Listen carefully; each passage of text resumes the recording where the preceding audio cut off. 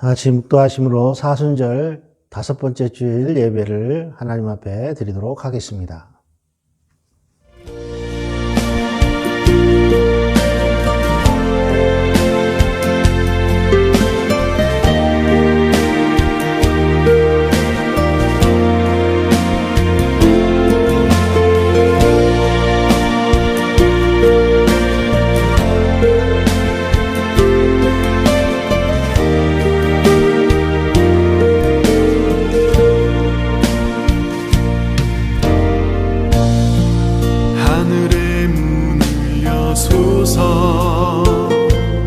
이곳을 주목하소서.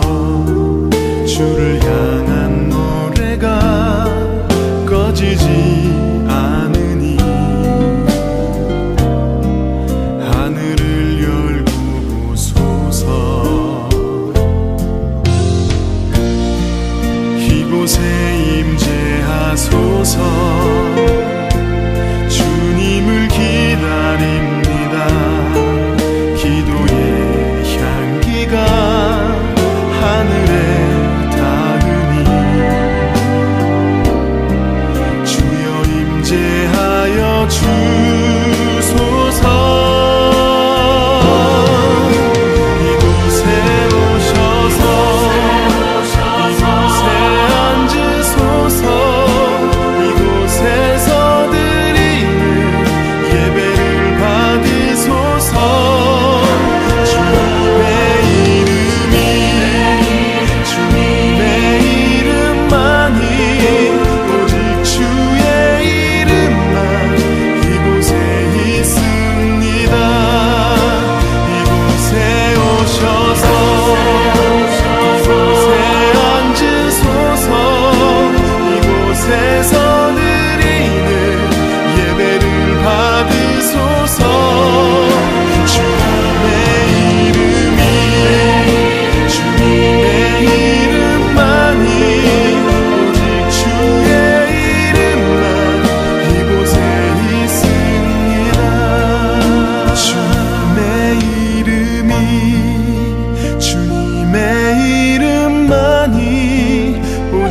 주의 이름만 이곳에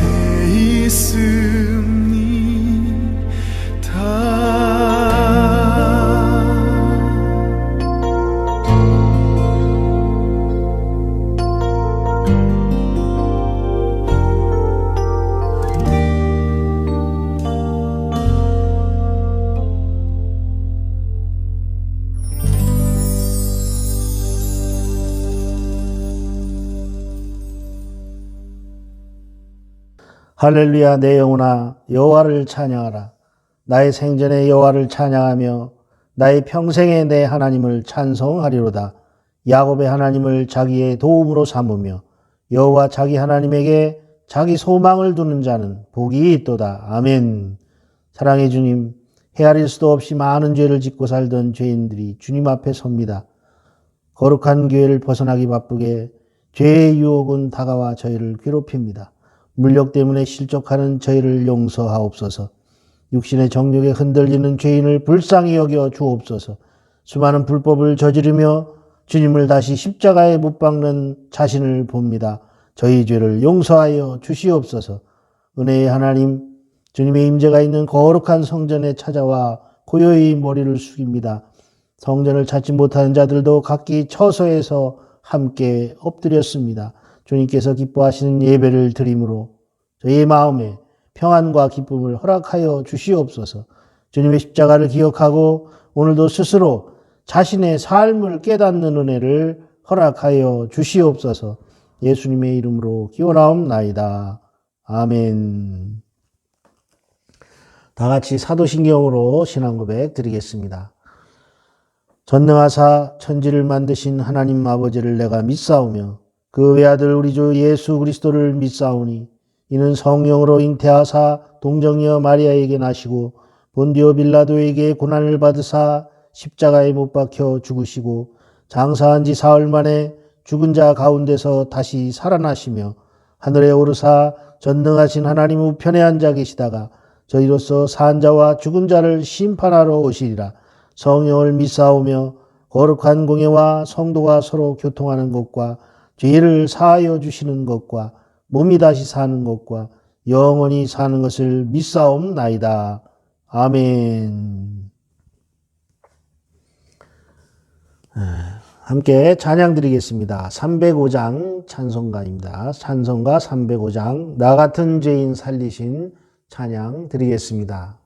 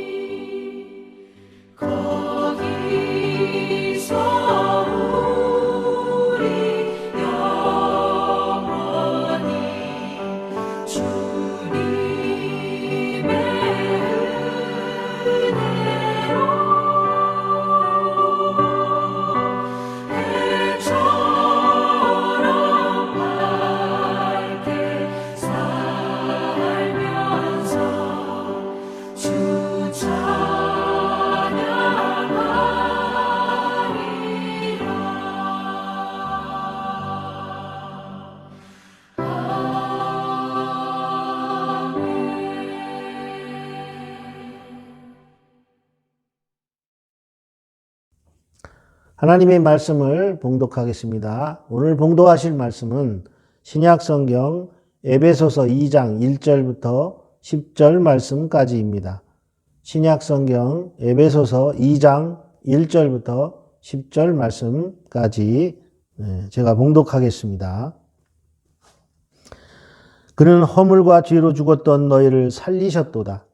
그때 너희는 그 가운데서 행하여 이 세상 풍조를 따르고 공중의 권세 잡은 자를 따랐으니 곧 지금 불순종의 아들들 가운데서 역사하는 영이라.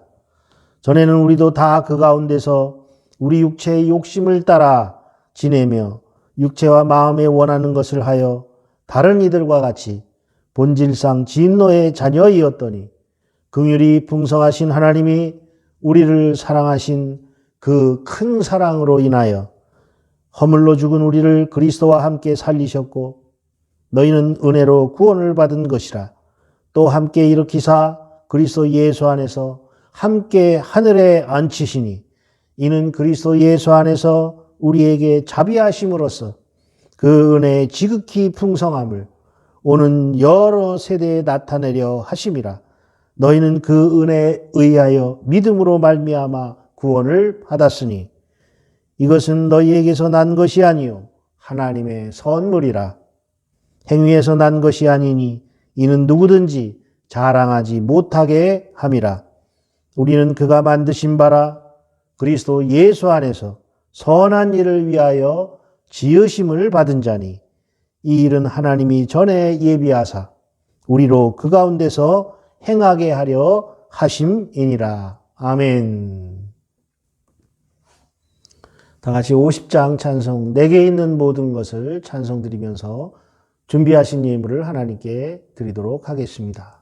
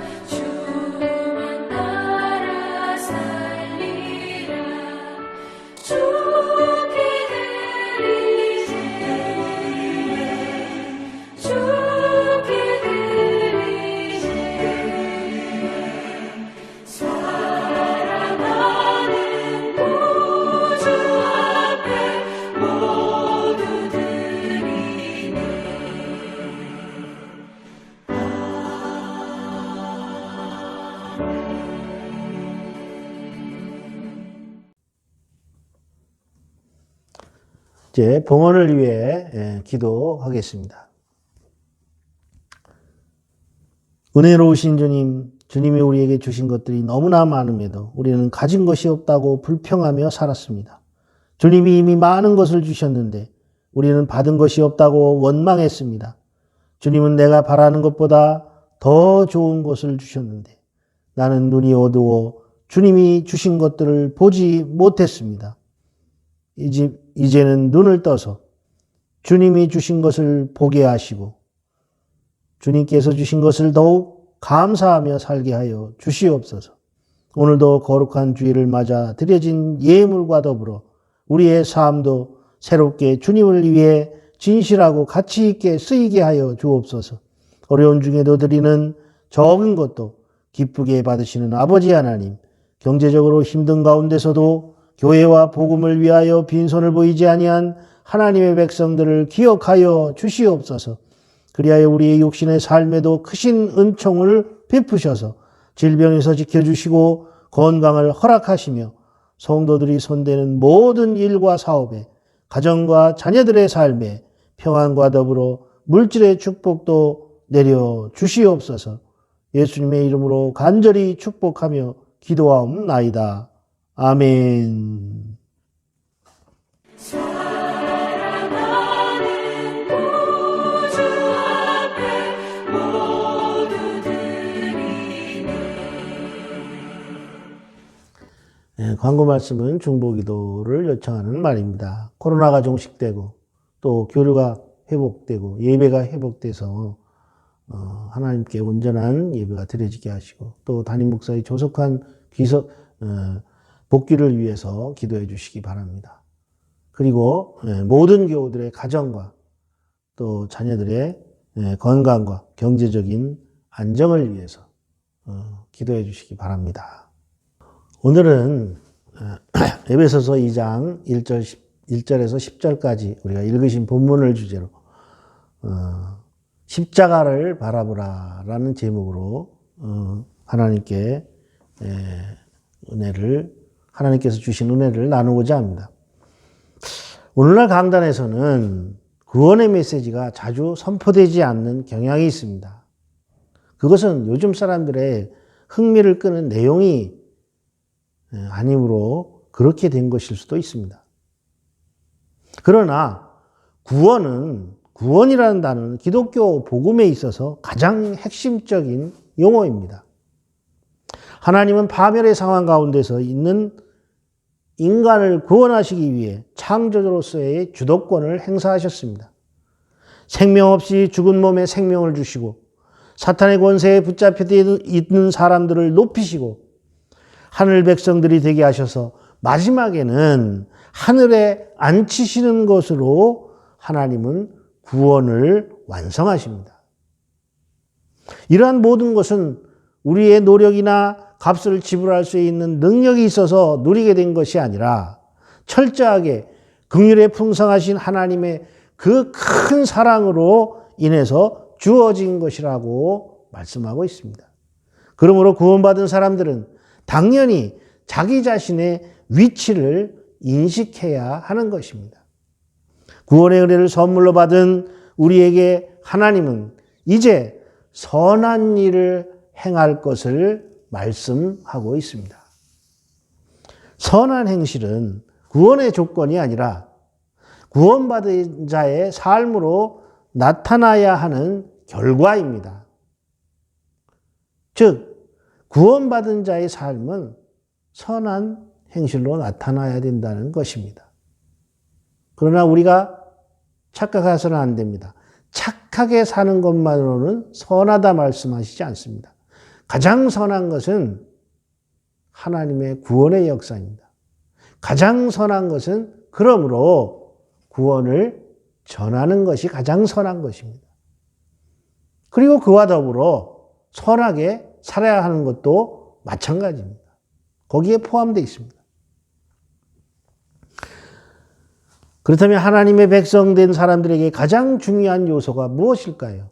그것은 바로 하나님께 대한 민감함, 은혜에 대한 민감함입니다. 엘리 제사장은 평생 하나님을 섬겼지만 나이가 들어감에 따라 영적 무기력과 무감각 속에 빠지게 됩니다. 하나님의 탄식과 안타까워하시는 것을 느끼지 못함으로 무감각에 빠지고 또한 하나님의 마음에 대해 민감하지 못함으로 그의 삶은 실패로 돌아가고 그의 자손들까지 심판으로 끌고 갑니다. 반면 어린 사무엘은 하나님에 대한 민감함을 가졌습니다. 말씀하시기를 원하시는 하나님 앞에 사무엘은 하나님의 세미한 음성으로 부르실 때에 벌떡 일어섭니다. 사랑하신 여러분, 우리가 영적인 민감함을 가지고 살아간다면 살아가는 순간순간이 감격임을 발견하게 될 것입니다. 삶의 정점을 지날 때마다 그때가 내 삶의 참 어려운 순간이었는데 하나님께서 그렇게 은혜를 베푸셨구나. 하나님께서 그렇게 역사하셨구나. 그런 감정을 느끼면서 감격할 줄 아는 사람은 참으로 복된 사람입니다. 오늘 본문인 에베소서를 기록한 사도 바울은 성령의 감동하심으로 하나님의 뜨거운 은혜에 대한 감격이 있었습니다. 그렇기에 그는 감옥에서도, 그 차디찬 감옥에서도 하나님의 구원의 은혜를 찬송하며 감사할 수 있었고, 멀리 떨어져 있는 성도들을 위해서도 끊임없이 기도할 수 있었습니다. 성경은 구원의 사건을 말하면서 과거와 현재를 함께 이야기하고 있는 것을 종종 볼 수 있습니다. 그것은 먼저 우리의 과거가 어떠했는지에 대한 강조로부터 시작됩니다. 우리는 허물과 죄로 죽었던 존재들이었고 공중의 권세 잡은 자를 따르고 불순종의 영에 사로잡혀 살던 존재들이었습니다. 육체의 욕심을 따라 살던 욕망 덩어리들이었고 본질상 진노의 자녀였습니다. 그러므로 우리는 하나님의 저주에서 벗어날 길이 없었고 진노 가운데서 멸망받을 수밖에 없었던 그런 존재들이었습니다. 그러나 그런 존재들에게 긍휼에 풍성하신 하나님의 큰 사랑이 쏟아져 내려온 것입니다. 그 사랑을 받을 자격도 조건도 없는 존재들에게 무조건적으로 허락하신 놀라운 은혜가 부어진 것입니다. 구약의 말씀 민수기 21장 4절에서 9절 말씀에 보면 광야에서 죄를 범한 이스라엘 백성들이 하나님의 진노에 의해서 죽어가고 있을 때 그들을 치유하시는 하나님의 방법이 주어집니다. 이스라엘 백성은 새로운 약속의 땅을 얻기 위해 이집트의 고깃가막 곁을 떠났습니다. 이집트를 멀리 떠나면 떠나갈수록 마음속에는 자신들을 압제했던 제국에 대한 추억, 제국에 대한 향수가 더해가고 있었습니다. 과거의 노예 생활에서 힘들게 고통을 당하던 시간은 기억이 나지 않고 죽도록 일하고 난 다음에 얻어먹던 풍성한 음식만이 눈앞에 어른거렸습니다. 그들이 그때와 이때를 비교하면서 차라리 그때가 나았던 것 같아 라는 생각을 가질 때에 문제가 생기기 시작했습니다. 그들의 마음에는 불평과 불행이 자리 잡았습니다. 하나님께서 허락하신 은혜의 선물과 구원의 은총 앞에서 그들은 불평으로 오히려 하나님을 대적하게 된 것입니다. 백성들이 어려운 상황에 빠질 때마다, 하나님의 백성들이 어려운 상황에 빠질 때마다 하나님께서는 그들에게 도움을 베푸셨습니다. 그러나 이번에는 도움과 은혜를 그들에게 허락하지 않으셨습니다. 그 대신에 죽음으로 치닫게 하는 엄청난 처벌을 내리시는데, 그것은 광야의 불뱀들이 그들을 공격하고 죽이기 시작했던 사건이었습니다. 그러한 징벌을 받으면서 그들은 다시 하나님 앞으로 돌아오게 되며, 불평하던 사람들이 회개하고 순종하는 사람들로 바뀌게 됩니다. 사랑하시는 여러분, 때로는 고통과 고난이 우리를 하나님께로 더 가까이 밀어넣습니다. 사랑하시는 여러분, 힘들고 어려운 환경과 형편이 때로는 하나님의 은혜에 더 가까이 가도록 만든다는 사실을 여러분 기억하시기 바랍니다. 모세의 간절한 기도를 들으시고 죽어가던 그들에게 허락하신 처방이 바로 놋뱀을 만들어서 장대에 달아 높이 올리라는 것이었습니다. 하나님의 처방, 이것이 죄악으로 타락한 세상과 인생들을 향한 하나님의 처방이셨습니다.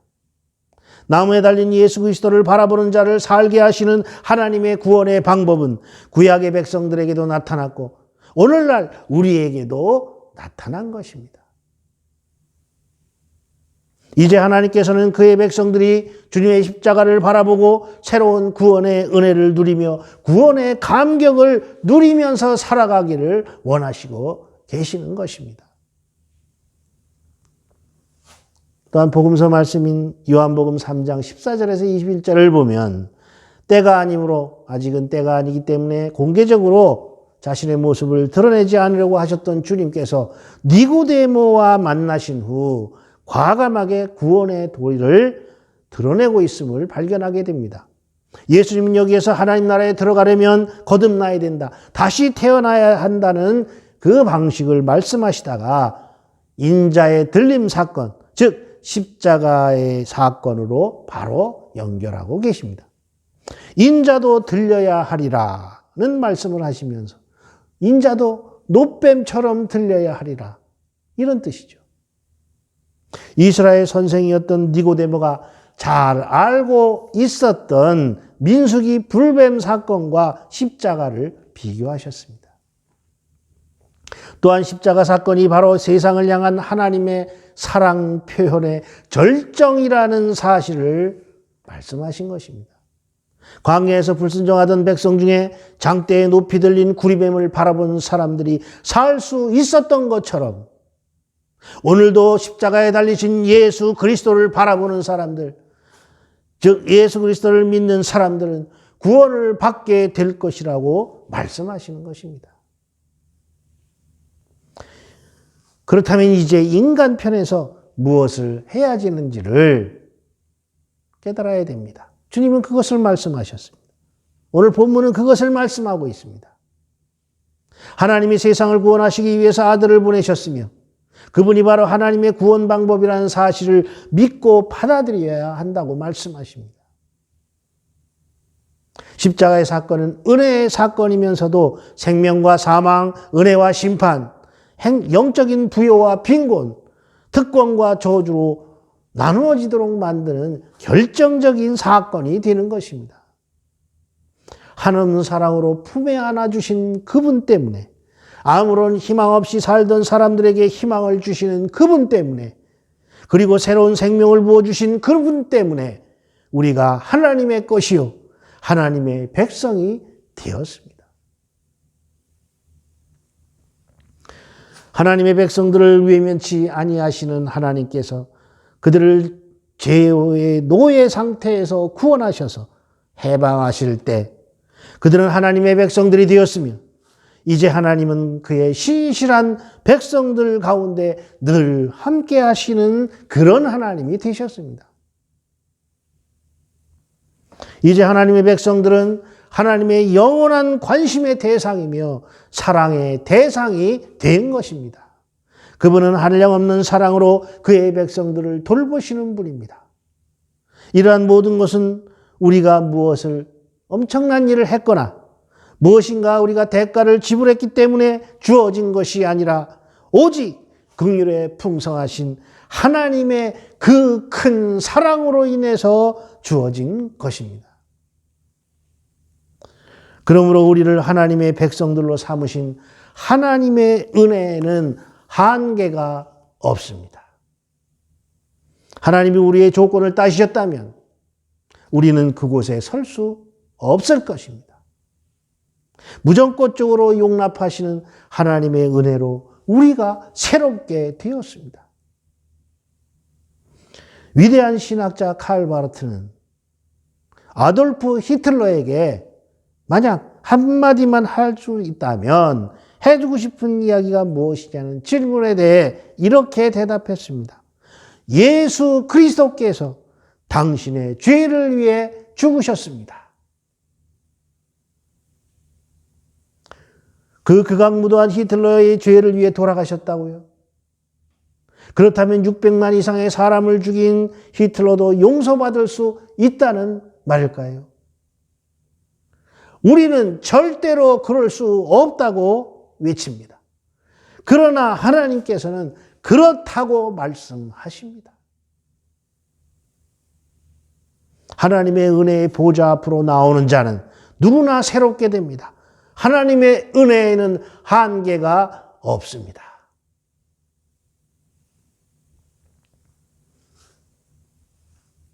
그 은혜에 대하여 그리스도인에게 가장 필요한 것은 하나님의 은혜에 대한 감격입니다. 감옥에 있으면서도 떨리는 감격으로 찬양하고 기도하며 예배하던 사도 바울과 같이 우리에게도 그러한 감격이 필요합니다. 그러한 고백이 필요합니다. 긍휼에 풍성하신 하나님이 우리를 사랑하신 그 큰 사랑을 인하여 허물로 죽은 나를 그리스도와 함께 살리셨고 구원해 주셨다. 할렐루야. 노예 상인이었던 존 뉴턴이 하나님의 은혜로 구원을 받고 감격하여 지은 찬송가가 바로 305장입니다.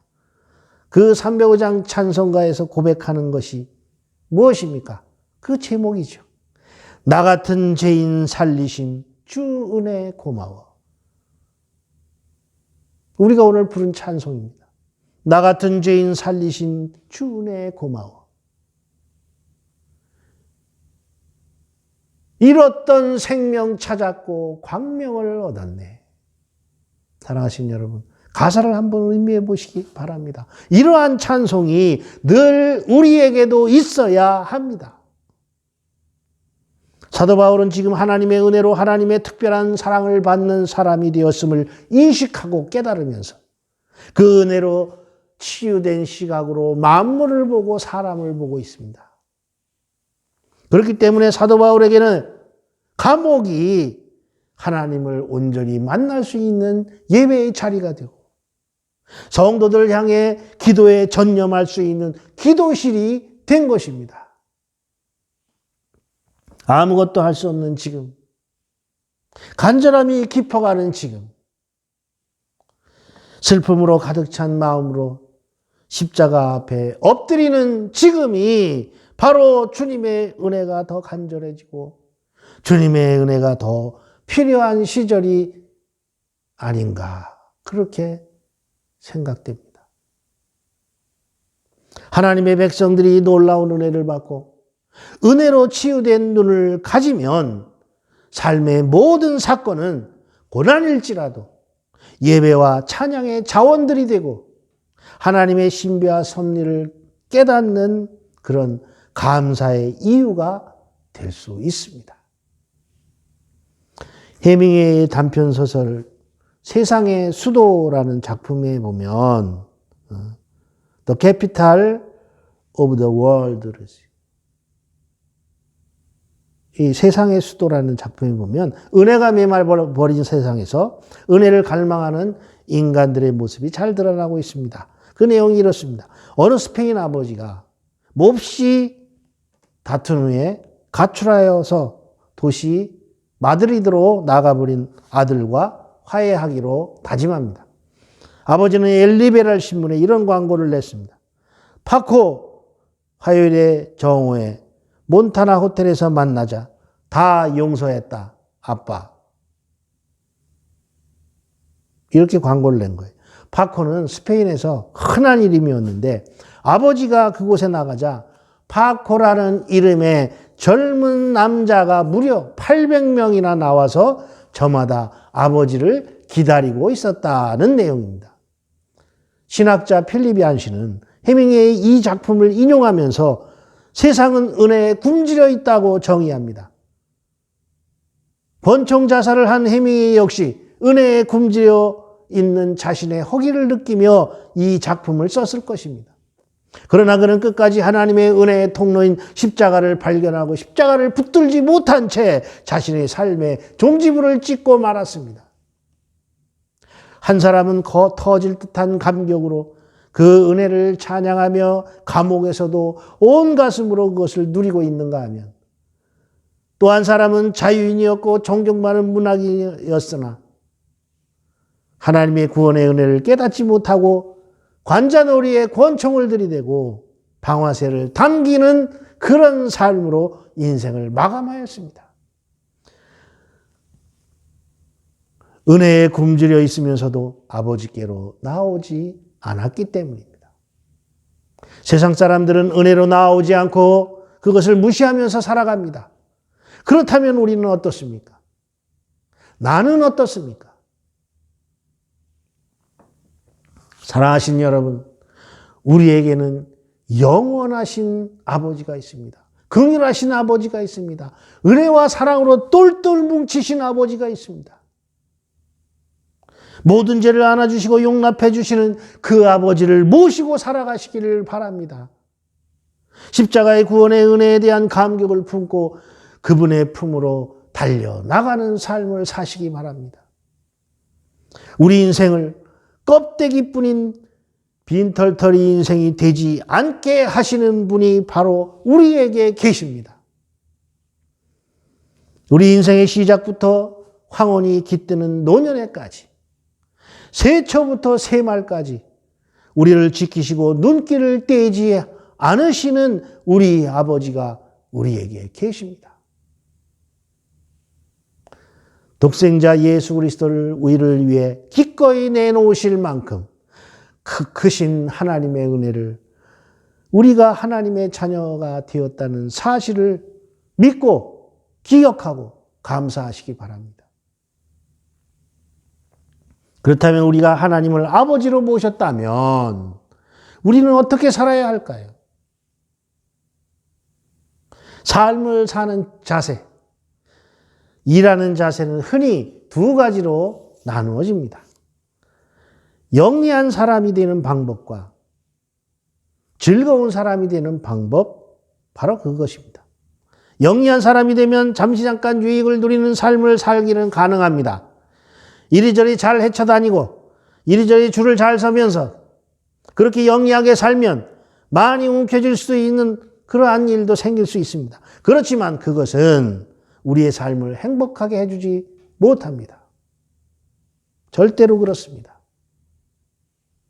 결국은 즐겁게 사는 사람만이 인생의 승리자로 살 수 있는 것입니다. 그래서 작가 한수산 씨는 단순하게 조금 느리게라는 그의 책에서 이렇게 말합니다. 이 세상에서 제일 불쌍한 사람이 누구일까? 생각해 보니까 딱 두 가지가 떠오릅니다. 아무것도 재미있는 게 없는 사람, 아무것도 좋아하는 게 없는 사람, 좋아하는 거, 재미있는 거, 그것을 넘어서는 풍요란 없습니다. 이것은 소유의 문제가 아닙니다. 오히려 무소유의 마음으로 무엇을 좋아하고 재미있어 해야 합니다. 오늘 하루 무엇을 좋아할까? 무엇을 재미있어 할까? 아침마다 누군가가 그렇게 속삭여주면 좋겠습니다. 사랑하신 여러분, 그리스도인은 그러나 그냥 즐거운 사람들이 아닙니다. 그냥 즐기면서 살려고 하는 사람이 아닙니다. 하나님이 우리를 소유 삼아 주셨고 그 삶을, 우리의 삶을 주관하시는 아버지가 있기에 즐거운 삶을 살아가는 것입니다. 그분은 우리를 구원하시고 이렇게 말씀하십니다. 너희는 그리스도 안에서 선한 일을 위하여 지으심을 받은 자라고 말씀하십니다. 너희는 그리스도 안에서 선한 일을 위하여 새롭게 지으심을 받은 자라. 구원을 받은 사람, 하나님의 놀라운 사랑을 받은 사람은 아무렇게나 살지 않습니다. 하늘 아버지를 모신 사람이 어떻게 아무렇게나 살겠습니까? 그리스도인은 하나님이 주신 은혜를 어떻게 보답해야 할까를 생각하는 사람입니다. 오늘 말씀을 통해 하나님은 저와 여러분에게 말씀하십니다. 너희는 구원의 은혜를 선물로 받은 사람이다. 그러므로 세상과 사람들에게 하나님의 선물을 드러내는 사람, 그 선물을 전하는 사람, 나아가서 너 자신이 선물이 되어라 라고 말씀하십니다.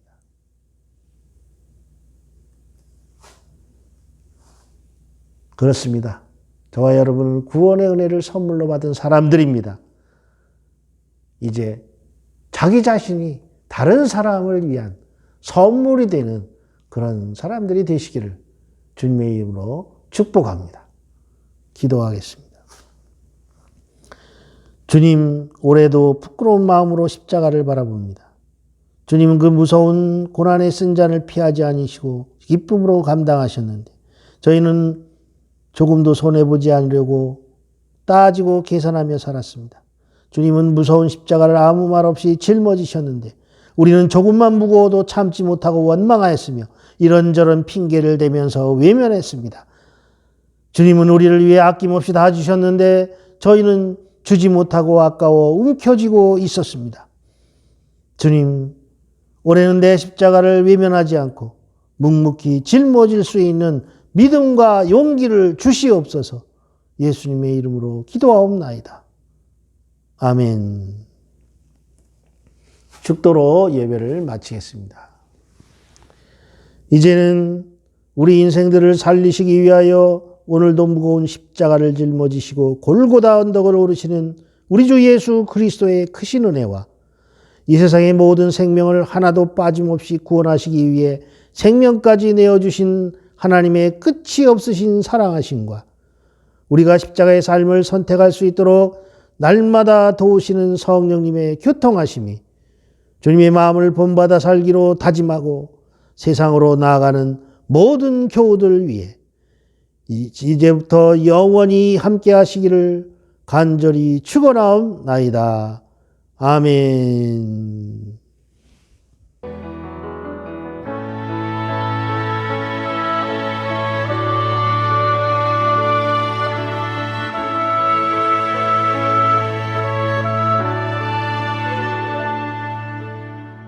이 땅의 왕무함을 보소서. 하늘의 하나님 긍휼을 베푸시는 주여, 우리